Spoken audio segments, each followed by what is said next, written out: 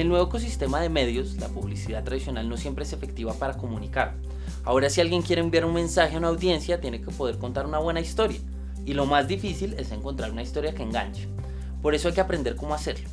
Dedicada desde hace muchos años a contar cómo funciona el poder con historias que han enganchado a Colombia, Laura Ardilarrieta, editora de uno de los capítulos regionales de La Silla Vacía y ganadora del Premio Nacional de Periodismo Simón Bolívar al Periodista del Año en el 2017, nos contará cómo es que las mejores historias logran captar nuestra atención.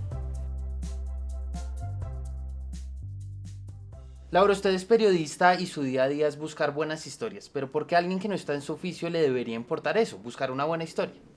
Bueno, el cineasta Woody Allen tiene una frase que a mí como escritora me encanta, que es: todos los estilos son buenos menos el aburrido. Y hoy en día se hace cada vez más importante hacer historias atractivas. Como sociedad estamos nadando en un mar de información digital en medio de todo tipo de redes y las audiencias cada vez más tienen de dónde escoger y también se han vuelto más exigentes. La maestra mexicana de periodismo Alma Guillermo Prieto dice que cuando uno narra una historia tiene que ser coqueto, como cuando está conquistando a alguien y le está enviando señales de quédate conmigo. Y esto no es exclusivo en el periodismo, en una organización en donde uno intenta comunicar de manera interna o externa, también eso es un reto.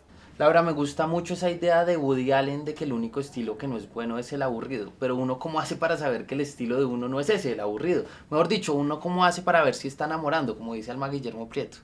Bueno, hay varias características básicas para considerar que una historia es enganchadora o atractiva. Características que en periodismo son indispensables. Yo consideraría principalmente 3. En primer lugar, que sea una historia humana que involucre un relato sobre seres como nosotros.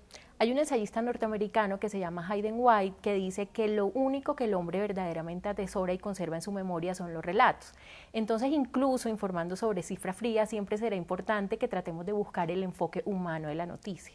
En segundo lugar, que sea una historia que tenga incidencia sobre el mayor número de personas posibles. En periodismo puede que una pelea entre 2 vecinos por un ruido no le interese a nadie más que a esos 2 vecinos. La migración de venezolanos, en cambio, en toda América Latina es un tema que puede importarle a mucha gente porque es un drama que podría sucederle a cualquier país. Y lo tercero es que se trate de una historia que contenga novedad o que, si bien no sea novedoso, seamos capaces de darle un enfoque nuevo.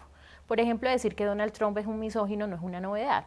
Sin embargo, una historia sobre su adolescencia que ayuda a entender de dónde nacieron sus obsesiones, pues sí podría ser muy interesante. Pero Laura, Woody Allen está en un oficio radicalmente distinto, él hace ficción, ¿cómo es el caso del periodismo?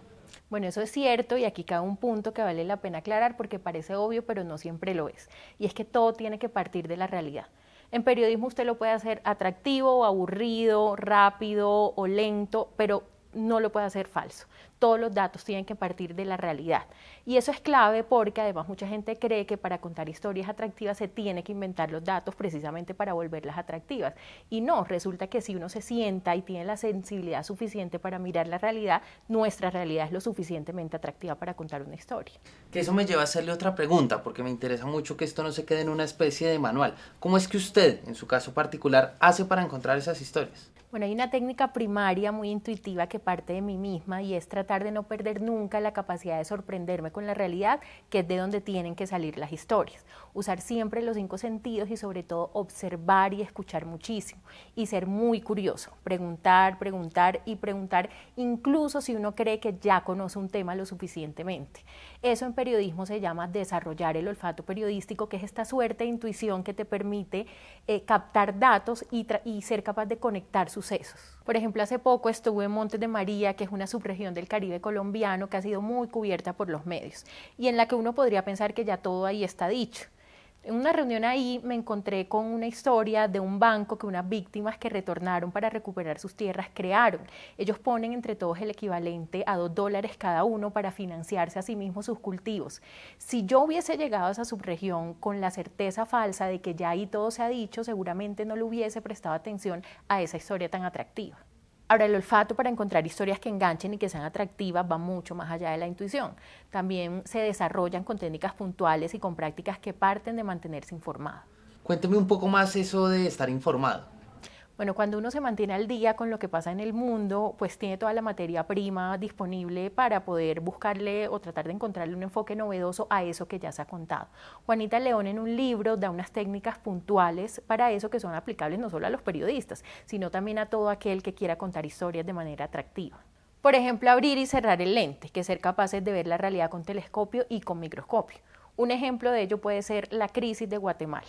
Abrir el lente puede ser contar las historias desde lo macro, desde las cifras generales, y cerrar el lente puede ser buscar un migrante, una víctima, y contar la historia a partir de ella. Otro consejo es averiguar las consecuencias de una información que ya se conozca. Por ejemplo, ¿cuál? Por ejemplo, el gobierno dicta una medida. En ese momento la medida es la noticia, pero tiempo después uno puede averiguar qué consecuencias y efectos tuvo esa medida. Laura, ¿y cuál sería ese tercer consejo? Bueno, también podríamos extrapolar los hechos y conectar sucesos. Un ejemplo de ello puede ser, están haciendo despidos masivos en una empresa porque van a reemplazar a los trabajadores por robots.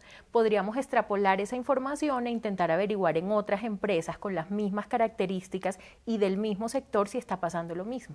Laura, en esta conversación usted nos dijo de la importancia de encontrar un estilo que no sea aburrido. También hizo énfasis en contar información real, pues estamos hablando de una técnica periodística y de unas técnicas para encontrar información ahí donde nadie las ve.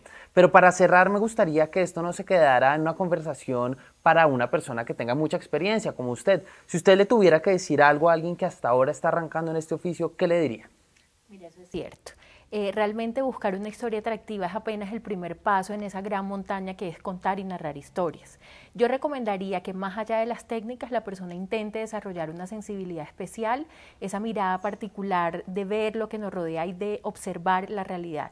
Ese instinto hay que desarrollarlo, hay que potenciarlo y sobre todo hay que cultivar el deseo genuino de contar historias.